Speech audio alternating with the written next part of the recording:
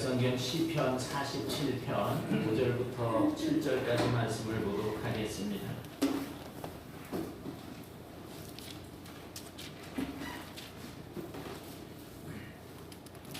시편 47편 5절부터 7절입니다.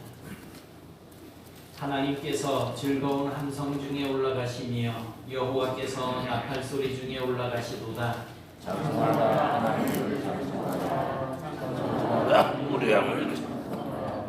하나님은 온 땅의 왕이심이라 지혜의 시로 찬송할지어다. 아멘.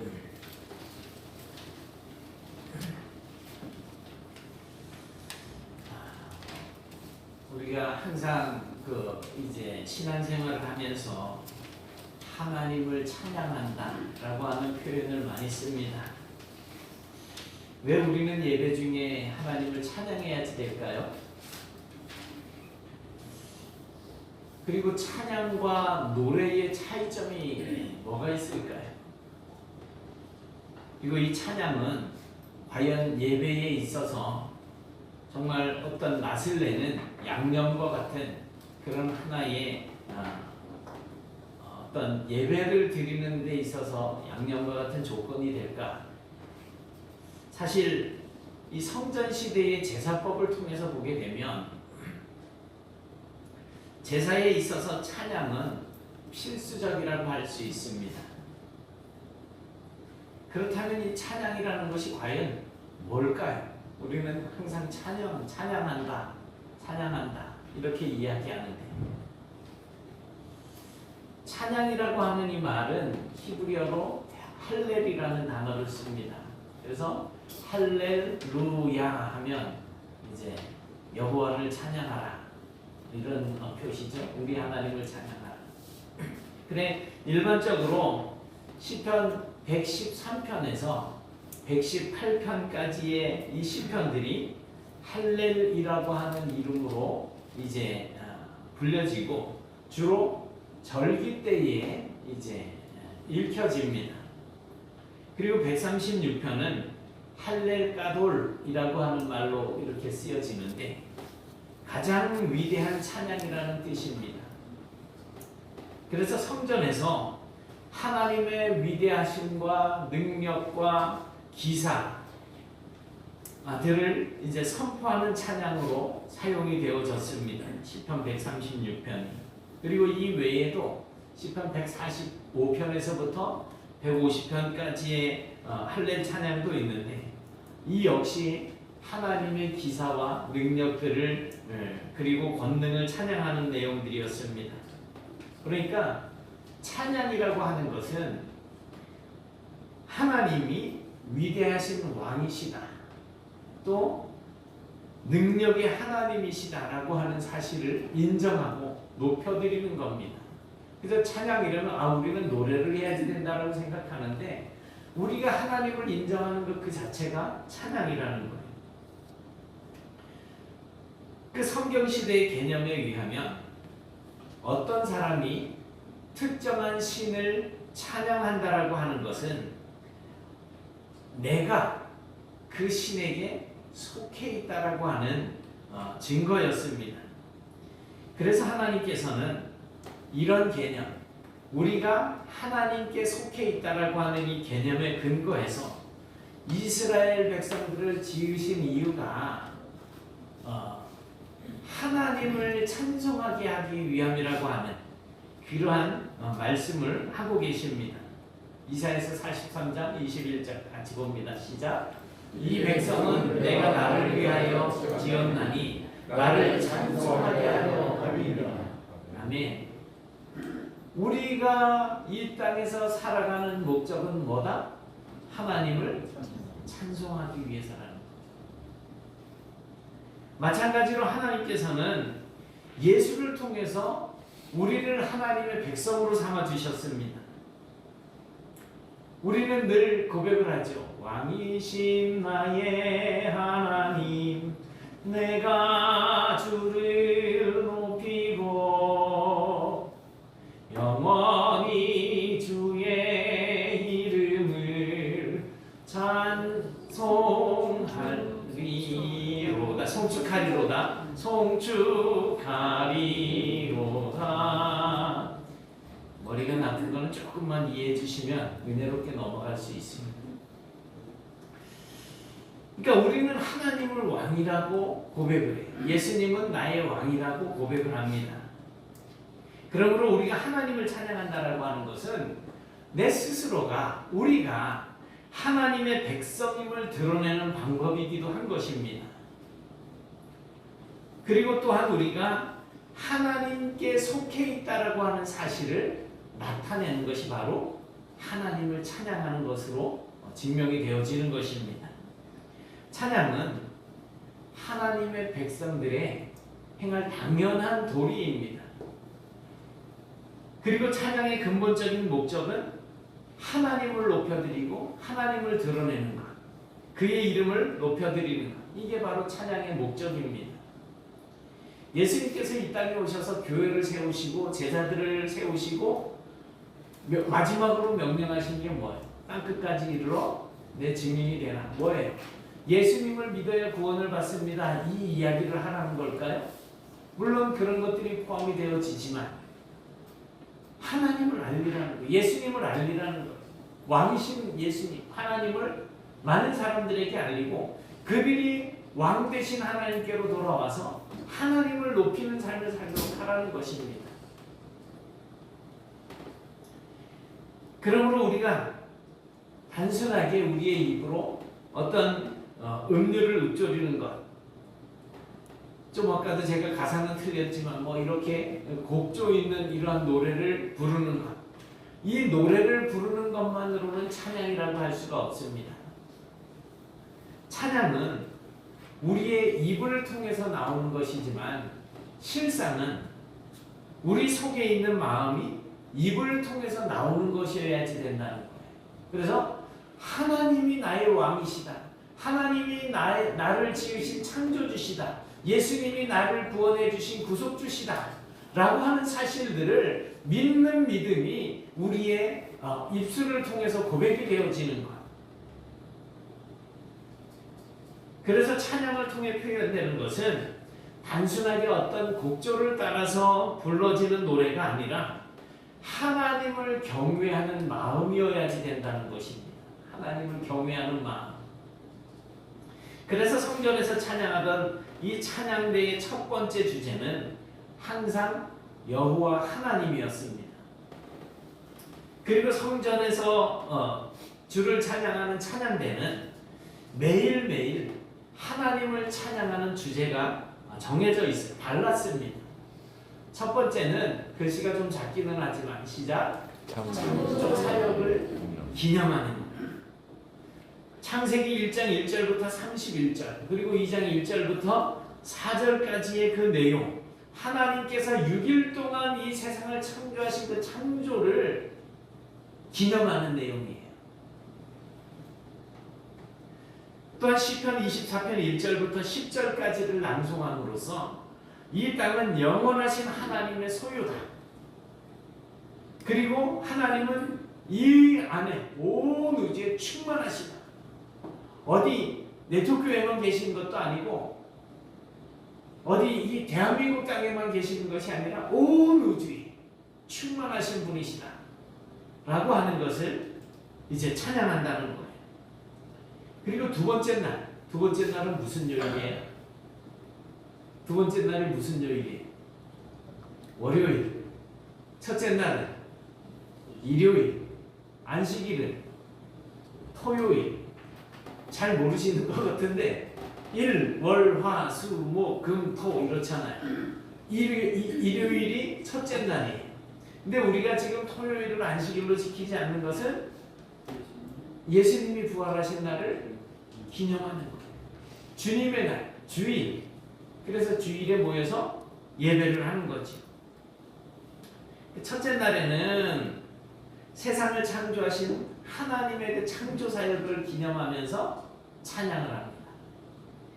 그리고 두 번째 날에는 시편 48편 1절부터 15절 이 시편을 낭송함으로써 위대하신 분은 영원하신 분이시며 그의 거룩한 산 우리 하나님의 성에서 높이 찬양을 받으실 분이라고 찬양을 하는 거예요.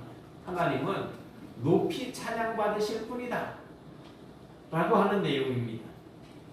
그리고 세 번째 날에는 시편 82편 1절부터 8절까지의 말씀인데 그 말씀을 암송하면서 하나님은 신들의 모임 가운데 서시며 심판하는 자들 가운데 심판자로 서신다라고 하는 그런 내용으로 찬양을 합니다. 그러니까 신들 없지만 세상 모든 사람들이 여기는 그 신들 가운데에 하나님께서 서셔서 그들을 심판하는 자로 서신다는 거예요. 그리고 네 번째 날에는 시편 94편 1절부터 23절 말씀, 그리고 또 25편 1절로 이제 암송하면서 찬양을 하는데 해와 달의 창조자이신 하나님이 우상을 숭배하는 자들에게 반드시 갚는다는 겁니다. 우상을 숭배하는 자들에게 갚는다. 그리고 다섯 번째 날에는 시편 81편 1절부터 17절까지 이 말씀으로 찬양을 하는데 하나님께서 새와 물고기들을 만드신 것을 기념하면서 그 하나님을 찬양한다는 그런 내용인데 우리의 강하신 하나님께 찬양하자, 야곱의 하나님께 기쁨으로 외치자라고 하는 내용으로 찬양이 이어지게 됩니다. 그리고 여섯 번째 날에는 시편 93편 1절부터 5절까지의 말씀을 낭송을 하면서 하나님께서 창조의 사역을 다 마치시고 그 모든 것들을 다스리신다라고 하는 내용, 그 내용으로 이제 찬양을 하면서 영원히 하나님이 다스리시며 또 그분은 영광으로 옷을 입으셨다라고 하는 내용으로 찬양을 합니다. 그리고 이제 안식일, 일곱째 날에는 안식일의 찬송시가 있어요. 시편 92편을 낭송을 하는데 지금부터 영원까지 안식하는 날과 쉬는 날에 해야 할 찬송시를 낭송을 합니다. 그러니까 우리는 저 안식의 나라에 들어갈 것을 고대하면서 살고 있는 거예요. 그 안식의 나라는 하나님의 나라. 우리는 안식을 얻기 위해서 이 땅에서는 수고하는 삶을 살 수밖에 없어요. 그리고 하나님께서는 우리에게 저 안식에 들어가게 하신다. 히브리서의 말씀처럼 우리를 안식으로 들어가게 하십니다. 그리고 그곳에서 영원토록 안식을 누리게 될 겁니다. 이때 안식을 누리는 과정 속에서 하나님을 찬양하는 내용들이 포함이 되어 있는 거예요. 결국 일주일의 모든 날 7일 동안 하나님을 찬양하는 찬양의 내용이 매일매일 각각 존재하고 있었습니다. 이런 의미에서 볼 때 오늘날 하나님을 예배하는 우리도 매일매일의 삶 속에서 이러한 하나님의 놀라우신 은혜를 그리고 우리를 인도하시는 하나님을 찬양할 줄 아는 성도가 되셔야 할 것입니다. 매일매일 하나님을 찬양한다는 의미는 매일매일 우리가 보는 세상 가운데에서 하나님을 날마다 새롭게 인식하라는 것입니다. 어제 그 하나님, 오늘도 그 하나님이겠지. 우리는 새날을 우리에게 허락해 주시는 하나님, 생명을 날마다 연장시키시면서 우리로 하여금 이 땅에 살도록 하시는 하나님의 그 목적은 바로 하나님을 찬양하게 하시기 위함이라는 사실입니다.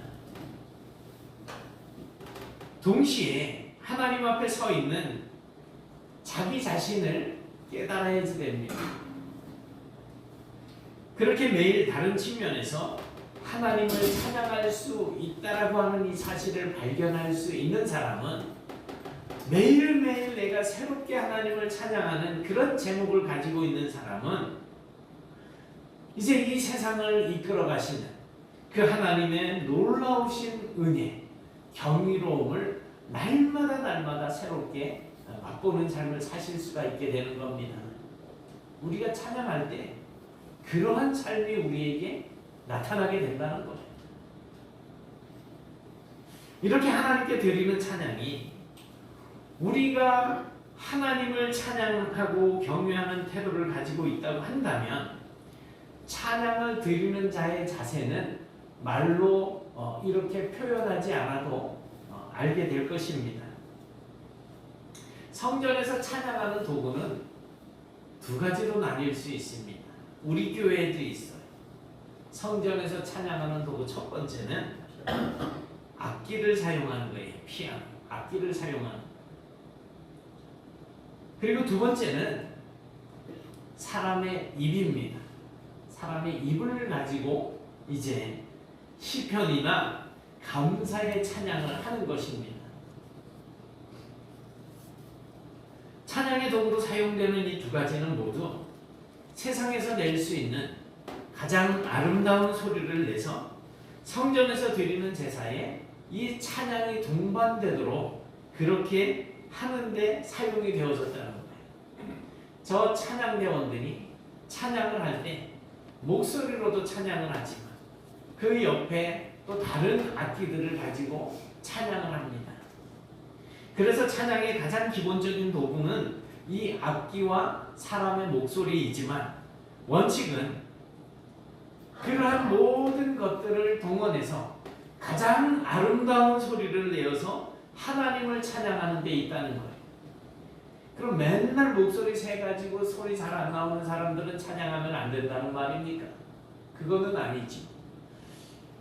내가 낼 수 있는 가장 아름다운 소리로 1년 365일 하루 1초도 안 쉬고 그냥 찬양만 하고 있어야지 될까요? 우리의 삶에서 가장 아름다운 모습으로 하나님의 말씀을 순종하면서 살아가는 것 또한 찬양의 또 다른 모습이라는 것입니다. 그래서 성전 시대에 있어서 위대하신 하나님을 찬양하는데 그 자세는 최대한 아름답게, 그러니까 찬양할 때 하나님을 찬양하는 시간에 우리 교회는 그런 분들이 안 계셔요. 근데 혹시 다리 꼬고 앉아있다든지 팔짱 끼고 앉아있다. 제가 서울에 이제 목회할 때 여기 지난번에도 한번 오셨던 목사님, 저 이제 뭐 아버님 같은 분이죠. 그 막내 아들이 저하고 친구니까. 설교를 이제 이래 하는 시간에 저희 교회 원로 목사님처럼 그렇게 매주 저희 교회 와서 이제 예배를 같이 드리셨어요. 그런데 어느새 해필 팔짱을 끼고 있는데 제가 설교를 하다가 이제 자세에 대해서 얘기를 하는데 팔짱 얘기를 하니까 목사님이 깜짝 놀라시가 저 어디 앉아 계시고 내시더라고요. 찬양할 때 어떤 분들은 다리 꼬고 앉아서 삐딱하게 앉아가지고 최대한 소리만 예쁘면 되는 줄 알고 가장 자기가 잘 낼 수 있는 소리를 내는데 자세가 아름답지 못하다. 이거는 하나님을 찬양하는 자세가 아니라는 겁니다. 그래서 악기와 목소리로 찬양하는 최고의 목표는 아름답게 하는 것입니다. 그런데 아름답게 할 때 자세도 또한 아름답게 하는 것이 중요하다는 거죠. 보니엠이라고 하는 그룹이 있습니다. 저는 이 찬송가 외에 특히나 팝송이나 이런 곡들은 잘 아는 게 없어가지고 그런데 이분들이 1970년대에 이제 불러서 아주 유명해졌던 그런 곡이 있어요. 그래서 우리는 그 곡을 가사를 몰라도 이렇게 들으면 기억하실 거예요.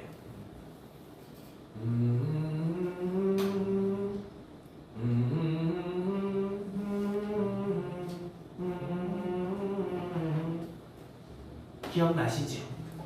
왕년에 좀 놀아보셨으면 다 아실 거고. 이게 바빌론 강가에서라고 하는 곡이에요. 바빌론 강가에서. 그런데 이 팝송인데 이 노래의 멜로디는 디스코풍인데 이 팝송의 가사가 시편 137편의 내용이라는 거예요. 이 내용이에요. 이 시편 137편은 이제 예루살렘 성전이 무너지고 많은 사람이 죽고 또 많은 사람이 바벨론으로 이렇게 잡혀서 포로로 끌려갔는데 그 중에는 레위인으로서 성전에서 찬양하는 찬양대원들도 많았다는 거예요. 저 어렸을 때 기억나는 게 파리나무 십자가 그 어린 학생들이 찬양을 하는데 너무 소리가 예쁜 거예요. 저는 제 목소리를 제가 이제 들을 때는 잘 모르는데 저도 참 미성이라는 소리를 많이 들었는데 너무 남자아이들인데도 소리가 막 그냥 너무너무 예뻐가지고 그 흉내를 내보려고 했는데 가르쳐주는 사람이 없어서 흉내를 잘 못 내봤어요. 근데 이 레위 찬양대원 이들이 포로로 잡혀갔어요. 그런데 이 바벨론 사람들이 이 예루살렘 찬양대가 얼마나 목소리가 아름답고 또 노래를 잘하는지를 알고 있었어요. 그래서 레위인 찬양대원들을 불러다 놓고 너희들이 그렇게 노래를 잘한다고 그러는데 한번 우리 앞에서 노래 좀 불러라 시킨 거예요. 어떻게 됐을까요? 레위인 찬양대원들이 바벨론 사람들 앞에서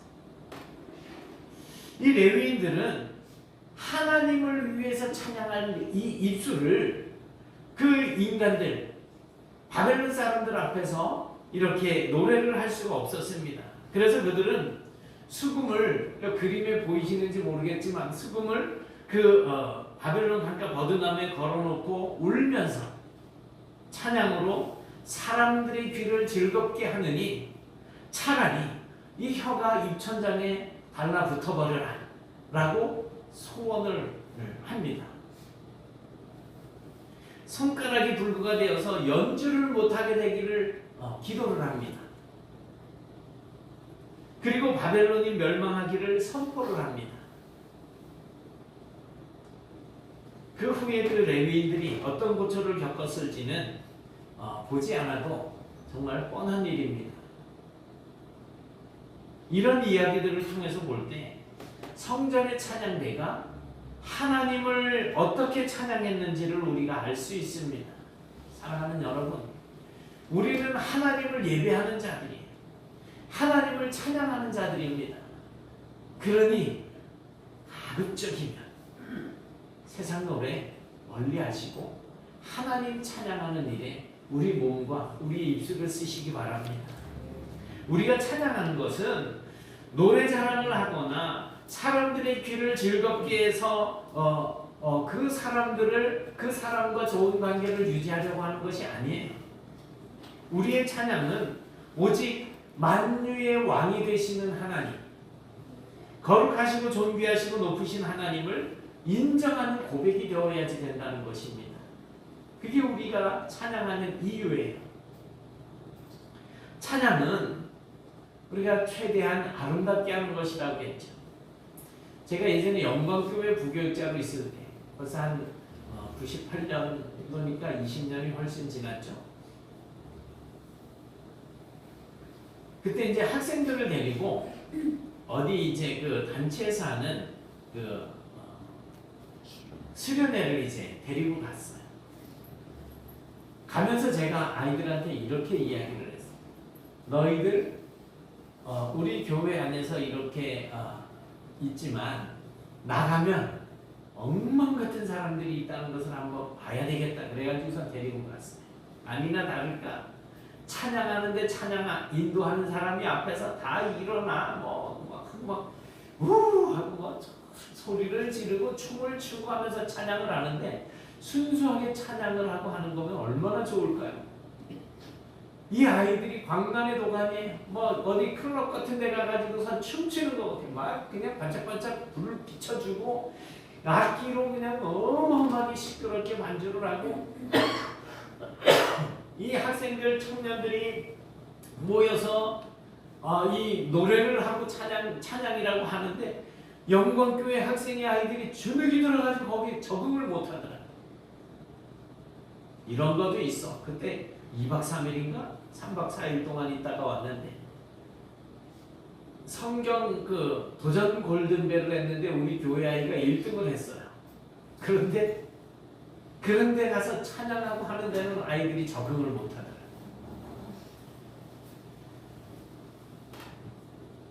찬양은 최대한 아름답게 하는 것이라고 말씀드렸잖아요. 하지만 이렇게 아름답게 찬양을 하다 보면 자기 스스로 도취되는 경우가 있고 또 나 잘 불렀지 하는 식으로 다른 사람들의 평가를 받으려고 하는 경우가 있어요.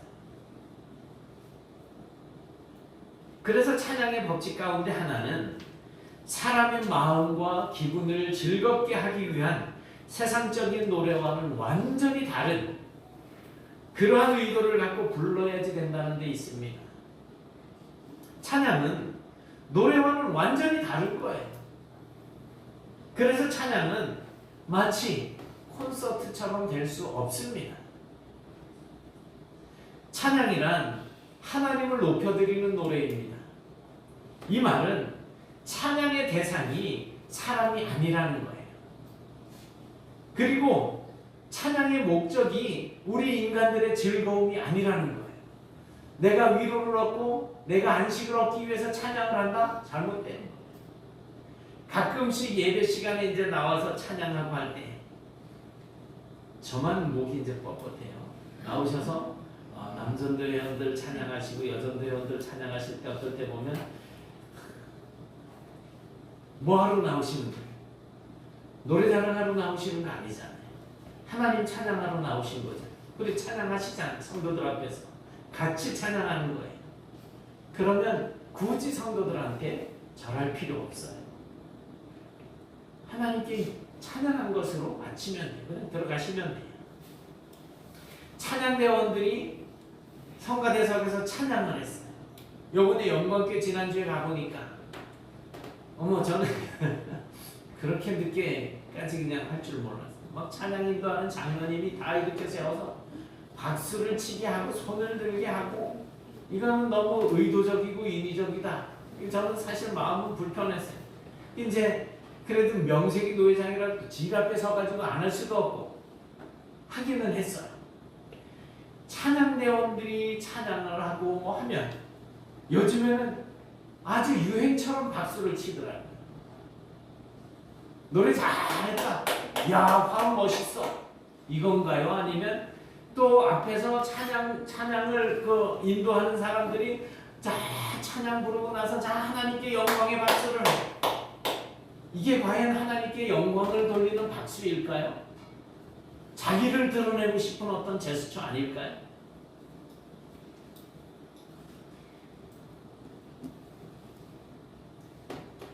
하나님을 높여드리고 또 하나님을 기쁘시게 해드리는 것이 찬양의 목적이라고 한다면 인위적인 어떠한 요소를 집어넣어가지고 사람들의 마음을 움직이고 사람들의 감정을 긁으려고 하는 것은 하지 말아야지 됩니다.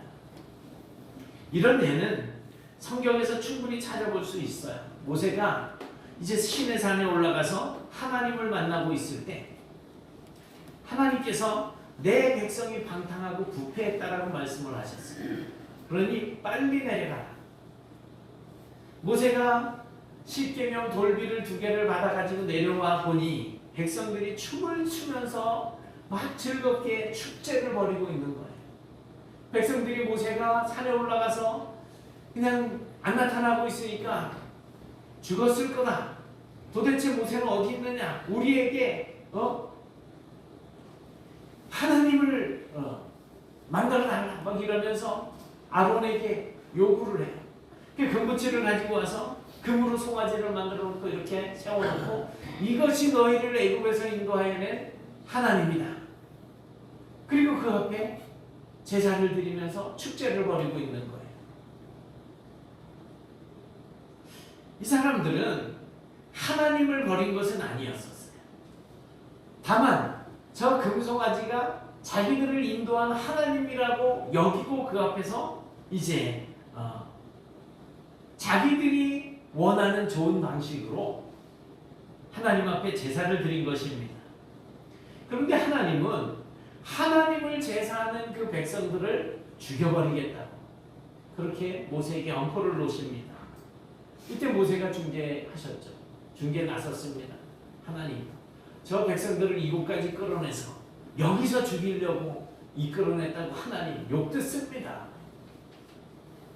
용서해 주십시오. 무슨 찬양 콘서트 하는데 찬양은 사람들이 즐거우라고 사람 앞에서 부르는 콘서트가 아닙니다. 하나님을 찬양한다고 하면서 자기 만족과 어떤 스스로의 즐거움이나 마음의 안정이나 위로를 얻기 위해서 또는 사람들의 귀에 내가 노래 들려줄게 하면서 그 찬양으로 귀를 즐겁게 하는 노래, 그런 악기를 연주하는 것은 찬양으로서 합당하지 않다는 것입니다. 시편 150편을 보면 각종 악기의 이름이 등장을 하고 있어요. 그런데 성전 찬양대는 악기의 종류와 그 악기의 숫자까지 지정해 놓았습니다. 그 당시에도 성전에서 사용하는 악기들 외에 여러 종류의 악기들이 있었지만 하나님을 찬양하는 데 사용할 악기의 종류와 숫자를 정해 놓았다는 것입니다. 또 목소리로 노래를 하는 것도 마찬가지예요. 당시에도 그런 창법 말고도 다양한 창법이 있었겠죠. 하지만 오로지 성전 찬양대는 아름다운 목소리로 찬양을 해야만 했습니다. 그러므로 우리도 예배 중에 찬양을 할 때는 우리가 부르고 싶은 대로 사람이 좋아하는 창법으로 노래할 것이 아닙니다. 찬양은 하나님께 드리는 것이기 때문에 그렇습니다. 그래서 찬양은 끊임없이 노력하고 연습을 해야지 됩니다. 나는 원래 타고난 목소리가 있네. 저 예전에 우리 집사람하고 이제 만난 그 교회, 동은교회 처음 이제 전도사 사역을 했던 교회. 그 교회에 이제 서울신학교를 다니던 그 신학생이 있었는데, 뭐 기타도 잘 치고 찬양도 잘해요. 근데 다른 분들이 하는 이야기를 듣고 깜짝 놀랐어요. 엄청나게 음치였었다는 거예요. 근데 기타를 배우고 찬양을 연습하고 하더니 그 학교 찬양단 리더가 돼가지고 찬양을 인도하고 하던 그런 일을 하고 있었어요. 지금은 군산에서 이제 목회를 하고 있는데 이름은 정승이에요. 키도 조만하고 그런데 어쨌든 찬양을 잘해요. 음치였었는데 잘하는 사람이 됐어요. 그럼 음치였지만 잘하는 수준에 올라가지 못한다고 하더라도 우리는 정말 하나님을 찬양하기 위해서 노력하고 연습을 해야 됩니다. 실제로 성전 찬양대는 25세 때 이제 찬양대로 발탁이 돼요. 그리고 30세가 될 때까지 5년 동안 그저 열심히 연습만 했다고 합니다. 오늘날 사람들 앞에서 인기를 끌고 있는 아이돌 그룹들 있잖아요. 어린 나이에 막 초등학생서부터 중학생, 고등학생 막이 어린 나이에서부터 연습생으로 들어가서 몇 년을 연습을 하고 오랜 그 연습생 시절을 견디고 나면 이제 그룹으로 이제 출발해서 인기를 끌고 그렇게 스타가 되는 성공하는 사람들이 있습니다. 그런데 그 사람들이 나와서 이야기하는 거를 들어보면 1, 2년 만에 성공한 사람들은 거의 없어요. 그냥 최소한 7, 8년 이상 연습생 그 시간을 지나고 나서 이제 마음이 맞고 뭐 이런 사람들끼리 이제 짜여지게 되죠. 그렇게 돼가지고 그룹이 탄생하고 인기를 얻게 된다는 겁니다. 하물며 하나님을 찬양하는 사람들은 더 열심히 연습해야 되지 않겠습니까? 그들도 목에서 피가 나도록 그렇게 연습을 하고 그렇게 사람들을 즐겁게 하기 위해서 노래를 하는데 온 우주 만물의 왕이신 하나님을 찬양하는 우리가 하나님을 찬양하기 위해서 조금도 준비하지 않고 연습하지 않는다, 노력하지 않는다. 그런데 주일날 와서 찬양한다. 어떻게 보면 좀 아이러니한 그런 내용이 아니겠습니까? 그래서 우리 교회는 아직 찬양대가 회복되어 있지 않지만 조만간 회복되어질 겁니다. 벌써 이 기도만 3년 이상을 하고 있어요. 찬양대 대원들이 조금이라도 더 많은 연습을 통해서 하나님 앞에 아름답게 찬양을 하게 된다면 그것이 또 하나님 앞에 기쁨이 될 수 있습니다. 여러분들이 하나님을 정말 기쁜 마음으로 찬양하기 위해서 매주마다 연습을 하고 찬양을 교회 와서 찬양을 하고 하면서 하나님 앞에 영광을 돌리게 된다면 그것 또한 하나님께 기쁨이 될 수 있습니다. 아까도 읽었지만 하나님께서는 찬양하는 백성을 따로 지었다라고 이렇게 말씀하고 있잖아요. 이 백성은 내가 나를 위하여 지었나니 나를 찬송하게 하려 함이니라. 그 당시에 세상에 살고 있는 많은 사람들이 있었지만 그들 중에 하나님을 찬송하게 하기 위해서 구별해낸 그러한 백성들이 있었다는 것입니다. 물론 이 백성들은 이스라엘 백성들을 이야기합니다. 그런데 조금 더 생각해 보면 이스라엘을 지으신 그 하나님, 그 이스라엘을 선택해서 불러주신 그 하나님의 근본적인 의도가 찬양에 있었다라는 것을 우리가 이해한다면 이 찬양이라고 하는 것이 우리가 하나님을 예배하는데 얼마나 중요한 것인지를 알게 됩니다. 물론 찬양은 찬양대만 하는 것은 아닙니다. 찬양대뿐만이 아니라 정말 모든 성도들이 하나님을 찬양해야 합니다. 그리고 찬양이라고 할 때에 우리의 입술을 열어서 노래하는 것뿐만이 아니라 아까도 잠깐 말씀드렸지만 우리의 삶의 모습, 가장 선하고 아름다운 모습으로 해야지 됩니다. 우리의 삶의 모습이 가장 아름다울 때는 언제일까요? 가장 선하다라고 여겨질 때는 언제일까요? 바로 하나님을 인정하는 삶을 살 때, 하나님 앞에서 하나님을 경외하는 삶을 살 때, 그 우리의 삶의 모습이 하나님을 찬양하는 삶이라는 것입니다. 이런 모습은 분명히 하나님께 영광이 될 것입니다. 그리고 하나님께서 기뻐하시는 성도의 삶이 될 것입니다. 그러므로 항상 가급적이면 정말 하나님 앞에 가장 선하고 아름다운 삶을 살기 위해서 하나님의 말씀을 읽고 순종하는 삶, 그리고 이 마음을 다듬어서 정말 하나님 앞에 가장 아름다운 소리로 찬양하는 그러한 삶을 살게 되시길 바랍니다. 이렇게 찬양을 드리게 되면 찬양은 온전히 하나님의 경외로우심, 그리고 하나님의 높으심, 이러한 것들을 드러내는 도구가 됩니다. 그래서 찬양은 제사를 완성시키는 기능이 있다고 합니다. 제사를 드리지만 찬양이 빠져 있으면 완전한 제사가 될 수 없다는 거예요. 하나님을 온전히 찬양하는 제사가 돼야지 된다는 겁니다. 그 첫 번째 이유는 제사를 드리는 동안 제사를 드리는 사람에게 있어서 가장 중요한 것은 현재 자신들이 진행하고 있는 이 제사에 대해서 정신을 집중하는 것입니다. 정신을 집중하는 거예요. 왜냐하면 성전 제사법에 의해서 만약 제사를 드리는 사람이 자신의 정신을 하나님께 집중하지 않거나 다른 생각을 하게 되면 그 제사 자체가 무효가 되기 때문입니다. 예배 시간에 물론 피곤하시죠? 졸려 죽겠어. 안 들려. 지금 제가 이제 설교를 하고 있는 거예요. 근데 잘 들릴 때는 언제? 축원합니다. 그러면 다 들려. 그래가지고 아멘. 그래 고개 잠 바뀌. 그렇지 않나요?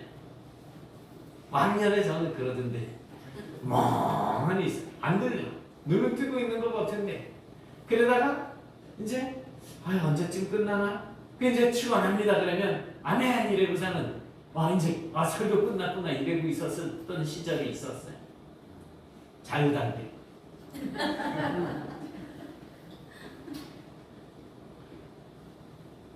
우리가 하나님 앞에 집중하지 않으면 하나님이 우리의 예배를 받으시겠습니까?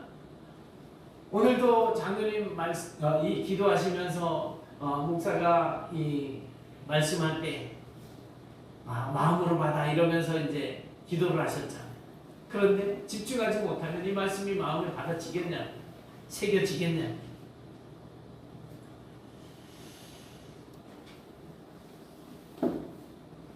성전의 찬양대가 찬양을 드릴 때 특히 나팔을 사용하거나 이제 큰 심벌재를 이제 사용을 합니다.